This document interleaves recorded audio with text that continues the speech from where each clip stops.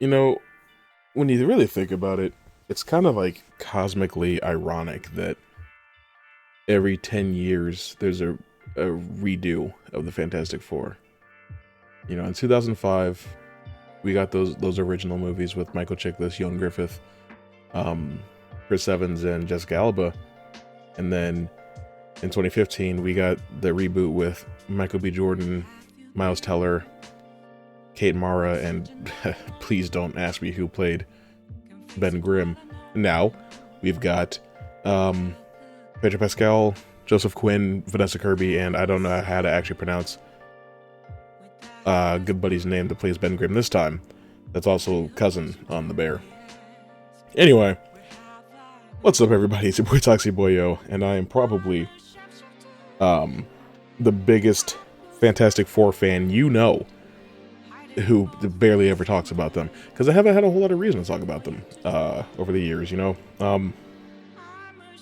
I didn't start doing YouTube until like 3 years after that last movie came out, and I never had any interest in watching it. Oh, excuse me, I'm so sorry. They don't really appear in a lot of games. I don't know, there's just not a whole lot that ever gets done with them. And, if I was a cynic, I could talk about why that is, because we know what happened, right? It was the same reason that, like, Wolverine got killed, and, all that weird stuff that was happening with the Fox Marvel characters at the end of the 2010s there, where Disney was very clearly trying to devalue the brand so that they could buy Fox for cheaper. But, we can't prove that. But, I've watched that trailer for Fantastic Four First Steps maybe 50 times. Because, like, I love it so much. The aesthetic, the vibe. I like that they center on Susan Storm. It looks like she's going to be the main character of this movie, and I love that, because she is the most important character in the Fantastic Four. Maybe even the most powerful as well, depending on who you ask. It's between her and her brother. But I'd be okay giving it to her. The Thing, every time I see The Thing, I should put up a picture of him, huh? But I'm not gonna remember to do that. Maybe once or twice, but Jesus. Because who knows? I say that a lot. Point is, can you tell I didn't script this video? The Fantastic Four are probably the most important group of Marvel characters ever. I'm sure you've heard them referred to as Marvel's first family, and that's no accident. That was like the first superhero team Marvel had. Stan Lee and Jack Kirby back in the day, they gave us a Fantastic Four and Fin Fang Foom way back in the early 60s. Before the X-Men, before the Avengers, we had the Fantastic Four. And that's what separates them from those other teams, is that they are referred to as Marvel's first family. Because they are a family. And the X-Men have a little bit of that, especially when you start getting into, like, there being multiple classes of X-Men, but, like, half of the team of the Fantastic Four is siblings, and then Reed and Ben have known each other, I believe, since college, and then Reed and Sue get married, so they are a family, they're just one big happy family, and that vibe is going to be super important to nail in this movie. Because as much as I enjoy those old Fantastic Four movies from the 2000s, I can't say they're very good. Especially when it comes to characterization. I am, like, the biggest fan of Doctor Doom on planet Earth. He is my favorite villain in all of comic books. Not just Marvel, but in all of comics. I would like to see him done well. But you and I both know that with Robert Downey Jr. playing Doctor Doom, doesn't look like I'm going to ever have that. New decade, new fucked up Doctor Doom. But I guess we kind of get to detach that from this movie, because thankfully they're not actually doing Doctor Doom in the very first Fantastic Four movie in this universe. Which is a nice change of pace, because he was the main villain of the first, second, and third live-action Fantastic Four movies. you could say Galactus was the main villain of Rise of the Silver Surfer. The Fantastic Four didn't fight Galactus. They fought Doctor Doom, you know, so I wouldn't really agree with that. And then, you know, we have that really weird, like, methed out Bender looking one, or at least that's what the meme was back in 2015. I can't remember what he looks like. But this time we're just gonna do Galactus. We're just gonna do Galactus. And it seems like it's a nice way to, because it looks like this Fantastic Four movie takes place in a different universe, one that's set in this, like, retro-futuristic era. And considering that this is Galactus we're talking about, the Fantastic Four do not stand a statistically high chance of winning. You don't typically just beat Galactus. So I'm pretty sure the way that they're going to want to handle this is to have Galactus wipe out that Earth, and the four of them just, like, sneak over to the Sacred Timeline by the end of the movie. But so far, he looks good. He actually looks like Galactus. I know people are going to be upset about Silver Surfer being a woman in this movie. Again, this is an alternate universe. There's nothing to say. There's no reason to not think that we'll still get the Norrin Rad Silver Surfer, but we're trying something different. We're doing the Shalabal version of Silver Surfer, which could be interesting.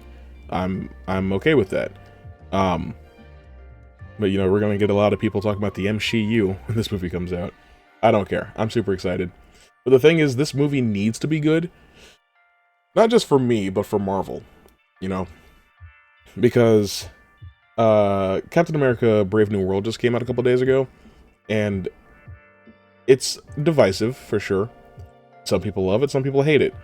I had a great time. I really liked it. But YouTube does not seem to like it.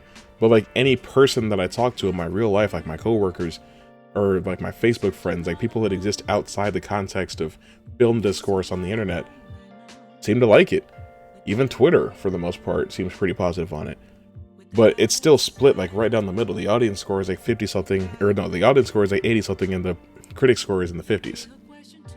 Marvel can't really sustain that. They need, like, a unilateral hit. And while I'm sure Thunderbolts could be that, Fantastic Four is their best bet.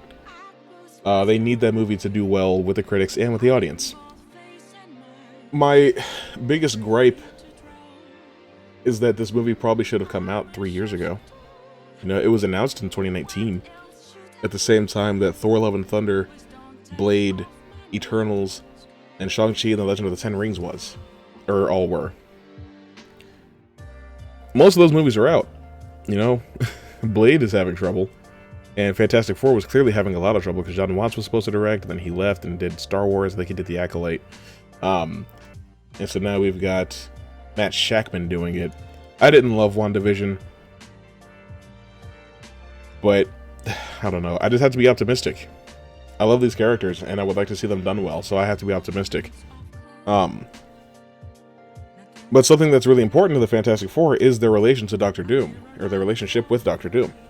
And if Doctor Doom is going to be, like, the main bad guy, the main big bad in the MCU for these next two Avengers movies, like Thanos was in Infinity War and Endgame, you need to build up to him. If you're going to use him in 2 movies, you need to build up to him. Even Loki had build up. The only one that didn't was Ultron. But it worked for the self-contained story about Ultron that they were telling. This is a multiverse thing. This is Secret Wars. You can't just... Here's Doctor Doom. You can't just do that. Now, I could give you that there's a chance that they want to, like, have a real, like, official Earth, quote-unquote, 616 Sacred Timeline version of Doctor Doom that pops up after these Avengers movies, and that's who the Fantastic Four fight. But then I think you're just going to start confusing audiences.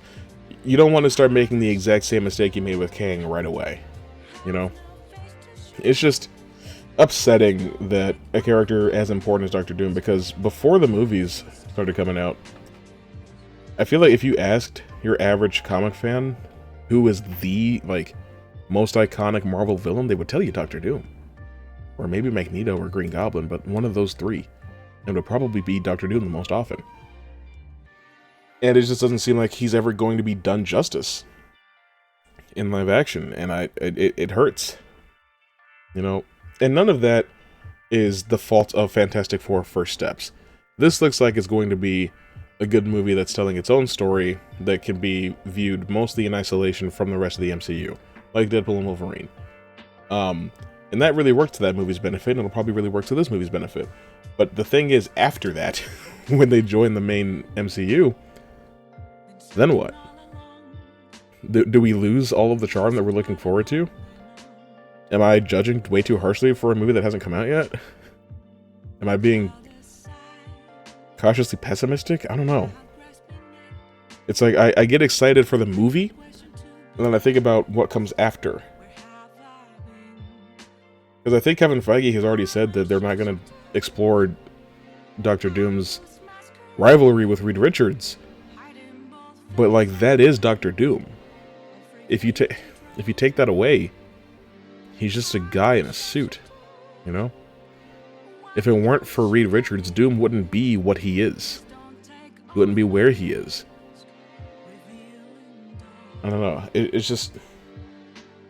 It's like making a Venom movie that doesn't have Peter Parker in it, and then doing that 2 more times. Or making a Joker movie where Bruce Wayne is an embryo, and then doing it again. It's like when something is like... When a hero is like that intrinsically woven into the backstory of a villain to where they basically created them, you can't take them out and expect it to have the same impact. Is Avengers Doomsday gonna be Doom's backstory and then Secret Wars is where he's actually the big bad? I don't know. There was a time where I would get excited for these movies instead of just looking at them with dread. The point of all of this is to say that Doctor Doom, like, nope. The Fantastic Four movie really needs to be good. I heard a fan theory that it's called First Steps because, like, Susan's probably pregnant at the beginning of the movie, and that's why she was, like, walking a little weird in the trailer, which is a good shout. So, we'll be dealing with Franklin Richards, who is, like, you know, the most powerful human being? Mutant? Is he a mutant? Anyway, in like all of Marvel, and that Galactus is coming to that Earth to try to use Franklin to get his universe back. If you don't know, Galactus is like the last remnant of a universe that died out millions of years ago. So all of that could be really interesting, and because I don't really like the First Steps part of the title, but if that's what it's in reference to, I'm okay with that. That's kind of neat. It's kind of cute. All this is to say that I am still excited for the new Fantastic Four movie. I just really want it to be good. I need it to be good, and Marvel needs it to be good. You know? What do you guys think? Are you guys, like, worried at all? Are you excited for the movie? What do you think? Whatever it is, whatever you think, comment below and educate me. And while you're down there, go ahead and leave a like and hit subscribe so you can stay up to date on all the content that I'm bringing you for the rest of the year. This is the year of content. I will be putting out more content this year than I ever have in 1 year, and I promise you that. You understand me? Okay. I shouldn't have said that, because when I started this channel, I was unemployed, so I was doing like 2 videos a day. But I'm gonna stick to that. I'm gonna make it happen. I'm gonna make it happen. We're gonna do 200 videos this year. Okay? Okay. I'll see you later.